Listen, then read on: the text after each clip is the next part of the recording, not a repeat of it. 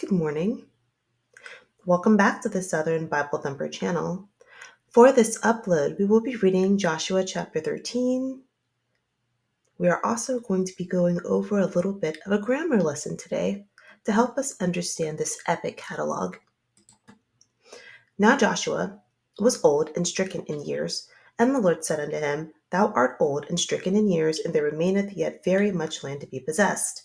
This is the land that yet remaineth, all the borders of the Philistines, and all Geshuri, from Sihor, which is before Egypt, even unto the borders of Ekron northward, which is counted to the Canaanite, 5 lords of the Philistines, the Gazathites, and the Ashdothites, the Eshkelonites, the Gittites, and the Ekronites, also the Avites.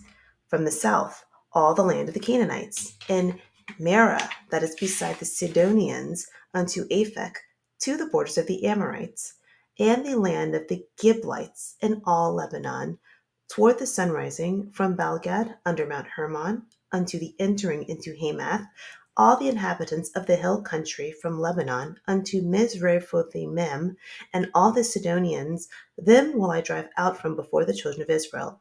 Only divide thou it by lot unto the Israelites for an inheritance, as I have commanded thee. Now therefore divide this land for an inheritance unto the 9 tribes and the half tribe of Manasseh, with whom the Reubenites and the Gadites have received their inheritance, which Moses gave them beyond Jordan eastward, even as Moses the servant of the Lord gave them from Aroer, that is upon the bank of the river Arnon, and the city that is in the midst of the river, and all the plain of Medeba unto Dibon, and all the cities of Sihon, king of the Amorites, which reigned in Heshbon, unto the border of the children of Ammon, and Gilead, and the border of the Geshurites, and Machathites, and all Mount Hermon, and all Bashan unto Salcah, all the kingdom of Og and Bashan, which reigned in Ashtaroth and in Edrei, who remained of the remnant of the giants, for these did Moses smite and cast them out. Nevertheless, the children of Israel expelled not the Geshurites nor the Machathites, but the Jeshurites and the Machathites dwell among the Israelites until this day. Only unto the tribes of Levi he gave none inheritance. The sacrifices of the Lord God of Israel, made by fire, are their inheritance, as he said unto them. And Moses gave unto the tribe of the children of Reuben inheritance according to their families, and their coast was from Aroer, that is on the bank of the river Arnon, and the city that is in the midst of the river, and all the plain by Medeba, Heshbon, and all her cities that are in the plain, Dibon, and Bamothbaal, and Beth Baal Meon, and Jehaza, and Kedemoth, and Mephath, and Kirjathaim, and Sibmah, and Jerith-Shahar, in the mount of the valley, and Beth Peor, and Ashdoth Pisgah, and Beth Jeshimoth, and all the cities of the plain, and all the kingdom of Sihon, king of the Amorites, which reigned in Heshbon, whom Moses smote with the princes of Midian, Evi, and Rakim, and Zur, and Hur, and Reba, which were dukes of Sihon, dwelling in the country. Balaam, also the son of Beor, the soothsayer, did the children of Israel slay with the sword among them that were slain by them, and the border of the children of Reuben was Jordan, and the border thereof. This was the inheritance of the children of Reuben after their families, the cities and the villages thereof. And Moses gave inheritance unto the tribe of Gad, even unto the children of Gad according to their families. And their coast was Jazer, and all the cities of Gilead, and half the land of the children of Ammon, unto Aroer, that is before Arabah, and from Heshbon unto Ramath Mizpeh, and Betonim, and from May Anamium unto the border of Debir, and in the valley, Betharam, and Beth Nimrah, and Succoth, and Zaphon, the rest of the kingdom of Zihon, king of Heshbon, Jordan and his border, even unto the edge of the sea of Shinnereth, on the other side Jordan eastward. This is the inheritance of the children of Gad, after their families, the cities, and their villages.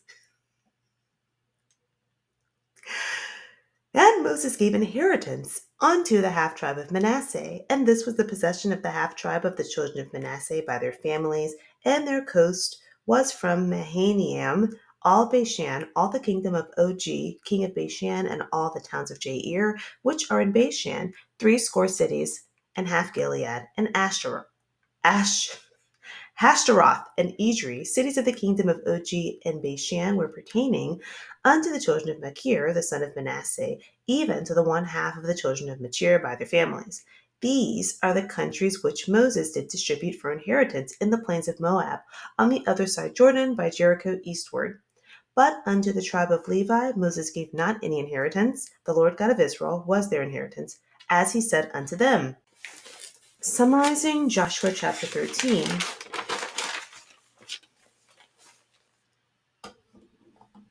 Joshua is old and advanced in years. And in verse 1, God speaks to him and tells him, "You are old, and there's still a lot of land that Israel should be acquiring." And then God outlines the land that Joshua is supposed to help Israel conquer.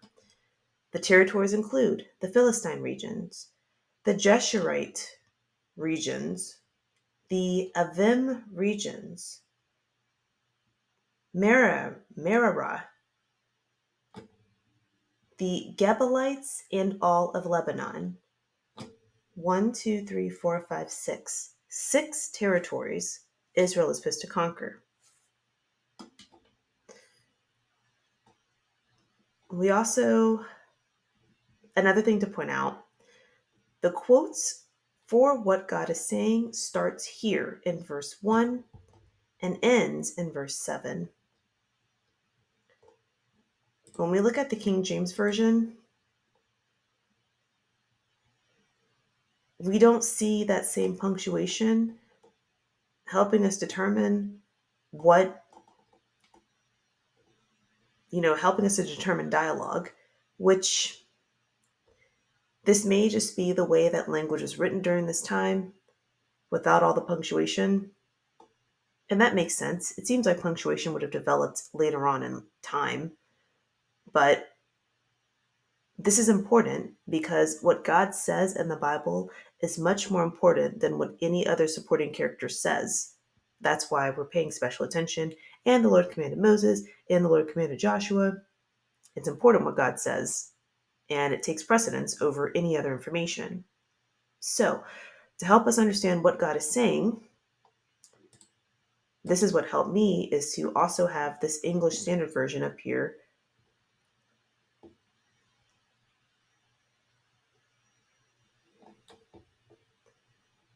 So we see here, this is the land, all the region of the Philistines, all those of the Jeshurites. Then we have this in between the parentheses. And information that is in the parentheses is not meant to be part of a sentence. This is supposed to be taken as a note or additional information to help clarify the sentence. But verse 2 would really read, "This is the land that yet remains, all the regions of the Philistines, those of the Jeshurites, and those of the Avim."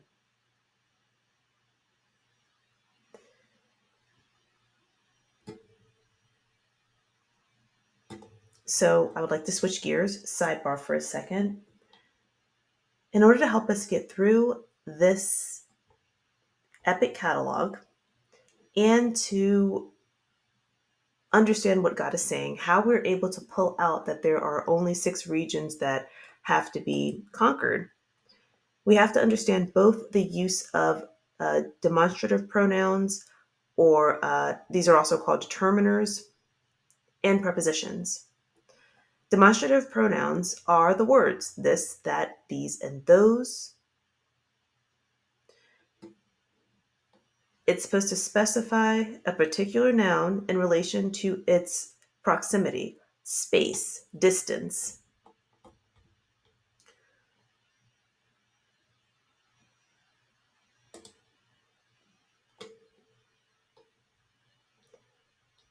English does not follow a specific pattern, so that's another thing. This book was written in Hebrew originally, so being transferred to a language that does not have a particular pattern, there are going to be some gaps in information. And unfortunately, this has been edited multiple times. So that's going to also account for some of the lack of punctuation. So again, demonstrative pronouns, this, that, these, and those, to help determine the proximity or the closeness, distance of a noun. Then we have prepositions. Prepositions indicate relationships between other words in a sentence. They tell you when or where something happened. Types of prepositions: direction, time, location, and space. Some other popular prepositions: in, at, to, on, from, by, with, and after. We also see here since and under.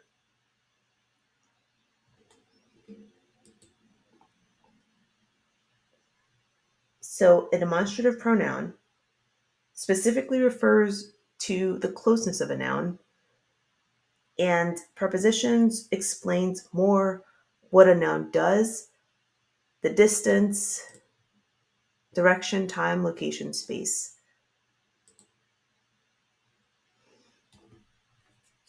Both of these language constructs affect a noun's behavior in a sentence. So this is important to know because we are giving special precedence to understand what God is saying.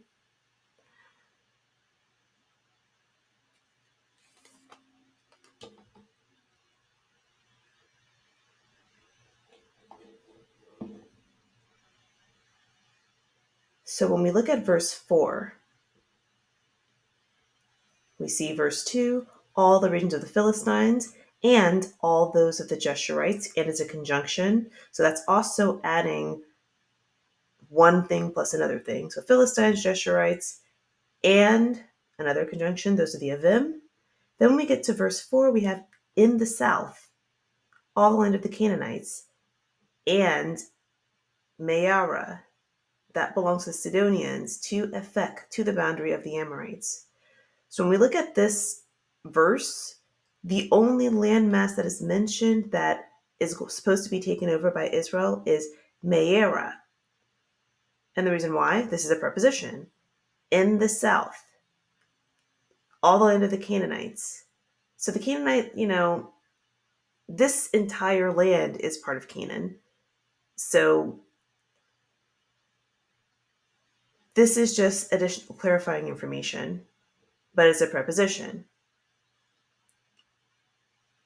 We have in Mera, that belongs to the Sidonians. That's just additional information to clarify what Meara is. But Meara is the only mass that is being mentioned as a tangible location that's supposed to be taken by Israel. After this, you have to Ephek, which again, a preposition, to the boundary of the Amorites. So we have this boundary in the south, to Ephek, to the boundary of the Amorites. We look at verse 5. And another conjunction, adding another noun, the land of the Gebalites, and another conjunction, all Lebanon. Then we have this last part, toward the sunrise, from Baal Gad, below Mount Hernon to Lebo Hamath. This part of the sentence, from toward to, can't highlight the way I want to, but this part of the sentence, after the comma in Lebanon, this is all a preposition because it is outlining a boundary toward the sunrise from Baal Gad, below, to. So when we read these, the land that remains, all the regions of the Philistines, all those of the Jeshurites, all those of the Avim. Then verse 4, all the land of the Canaanites.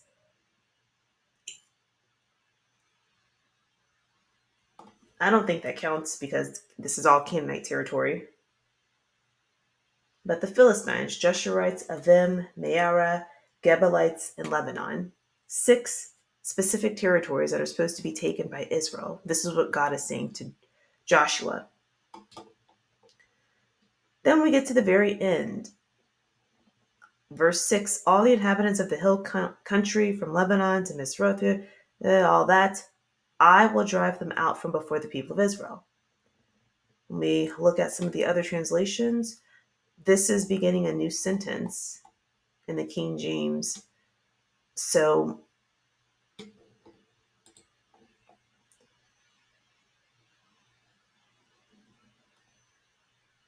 what God is saying here is, I'll drive them out.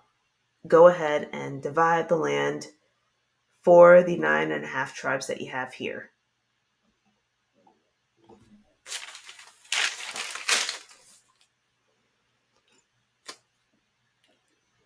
So just to be clear, the territories include the Philistine regions, the Jeshurite regions, the Avim regions, Meera, Gebalites, Lebanon, and then the boundaries or the prepositions.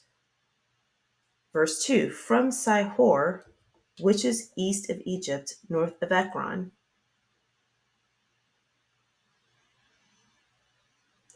That is a boundary. And then parenthesis. Part of this everything in a parenthesis can be removed from the sentence and the sentence would still make sense. That's another thing that you should pay attention to with this language construct. Then when you have verse 4 and verse 5, in the south, all the land, and then to Aphek, to the boundary of the Amorites, these are referring to the boundary, this information, and Meera, that belongs to the Sidonians, that is just a description of this landmass, Meera. And then we have the other boundary toward the sunrise, below Mount to Labo. That's describing the other boundary. So that's what this sentence is doing.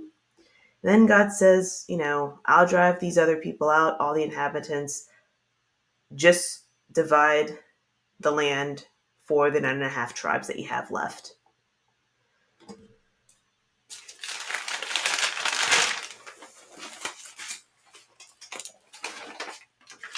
So in Numbers chapter 34, God dictated to Moses the property lines for Israel already.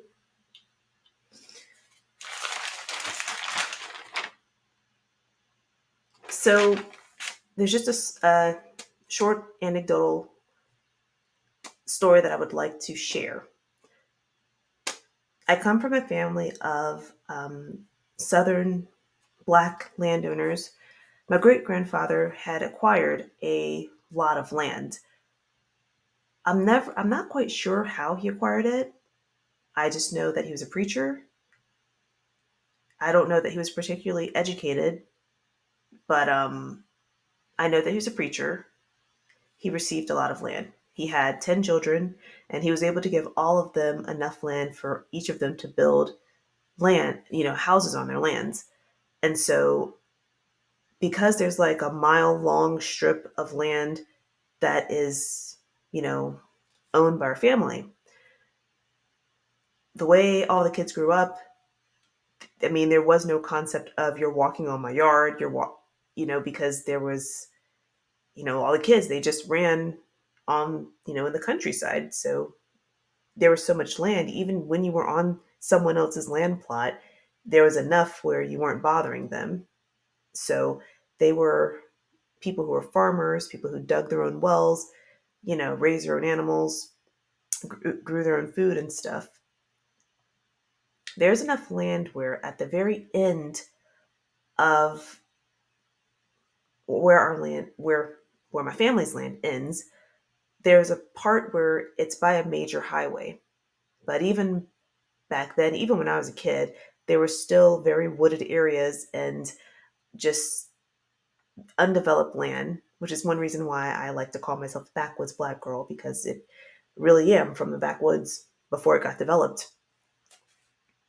But what happened, my great grandfather owned all this large plot of land, but during this time, this was, I'm not quite sure what time period this was. My grandparents grew up in Jim Crow. They were married during the Jim Crow laws, and they died, after they saw Obama run his 2 terms. So that was my grandfather's father. At the end of the land where there was the major highway, there was a white family that just started building on the land. So they built a home and they built a gas station, their own business. My grandfather didn't see that there would be any justice trying to fight for that and try to get them off the land and legally do things the right way. But the boundary that was supposed to be there was taken like that. And these people that took over that land that it wasn't theirs, they were very hostile about it. Remember, this is land that's fertile, trees grow on the land, and there were pecan trees. And I remember one of my relatives was telling me that they, because again, this is this same family owns the whole land, so they're used to running up and down the area and picking fruit off the trees and eating it outside. And there were pecan trees where these white people came and built their home and business on. And when my relative went to eat some of them, the wife was very hostile about it. Those are my pecan trees. I don't want anybody eating from my pecan trees. And so the vibe of that family is the pro gun, super conservative, no one's taking my guns in my land type people. But that's the history that they have. So, what I'm trying to indicate with that is the reason why I don't emphasize boundaries, I don't emphasize distance, I don't try to explain or even find out how far this city is from this city is because boundaries, when it comes to land, it changes so quickly based on a variety of things with a story like that. And there's not going to be a lot of investigation done to try to make that correct. And so history is filled with fill in the blanks, educated guesses.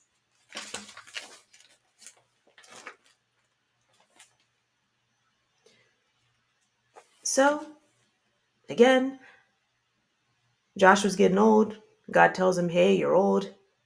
There's additional things you need to take, additional land you need to take over. This is a list of lands, and I'll drive out the rest of the people. You go ahead and divide up that property. We look at verse 8. This references Numbers chapter 32 and Deuteronomy chapter 3, verse 12. This is detailing the half tribe of Manasseh, the Reubenites, and the Gadites, the boundaries of their territories, which was outlined by Moses before he died. Verses 9 through 13. These are additional details about this territory that these tribes are supposed to occupy. The two pieces of information that stand out from this paragraph or from verses 9 through verses 13. In verse 12, we see this information in parentheses again. The kingdom of Og, he was left to live among Israel because he was already, well, Moses was alive, this kingdom was conquered.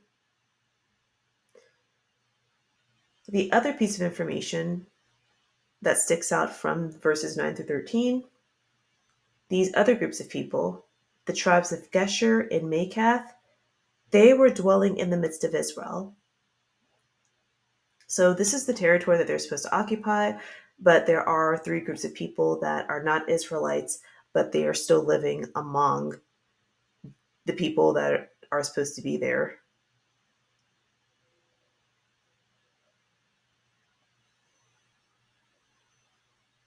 They are living among the Israelites that are supposed to be there that have conquered this land, but they just didn't drive these people out. Verse 14, the Levites get no inheritance, just the offerings of fire. This is referencing Deuteronomy chapter 18. Then we get from verses 15 through 23. This is detailing the Reubenites' territory.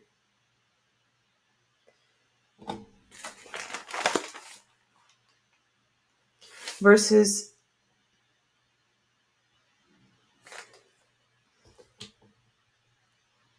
So we see Reuben. This is detailing the Reubenite territory. This is a boundary.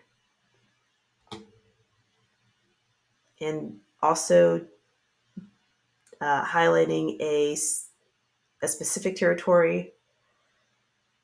But this is not something that God was speaking about. So that's kind of another reason why I'm just kind of skipping over these. But this is just detailing the territories and the boundaries specifically given to the Reubenites. So verses 24 through 28 details. Oh, the other thing to point out about verses 15 through 23, Balaam, the son of Beor, who practiced divination, when this is referencing Numbers chapter 22 through 23, that is not, it's just making me question this because Balaam was not, he was not doing anything wrong.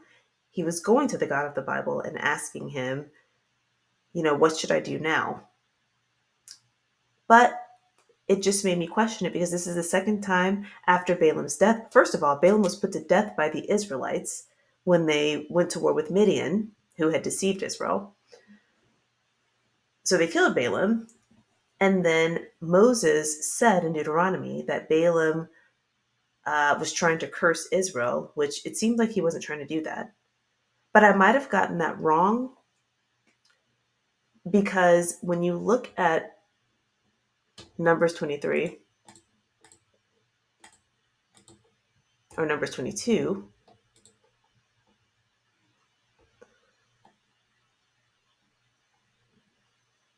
whom you bless is blessed and whom you curse is cursed.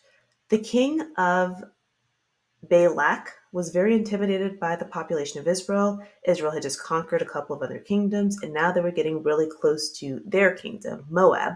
So he sent messengers to ask King Balaam to curse Israel. And he says here, whom you bless is blessed, who you curse is cursed. So why would he say that? We don't see any of the other biblical characters so far when it comes to Abraham, Isaac, Jacob, any of these other guys that have been close to God. No one has came to them asking, will you curse someone? Who you bless is blessed, who you curse is cursed. Even Abraham with Lot. He didn't, Moses wasn't, or Abraham wasn't talked to like that or asked to curse someone. Who you curse is cursed. So maybe there's more information about Balaam that we don't know. Maybe he actually was doing something wrong. But this is just the second time where this is mentioned. He practiced divination and was killed.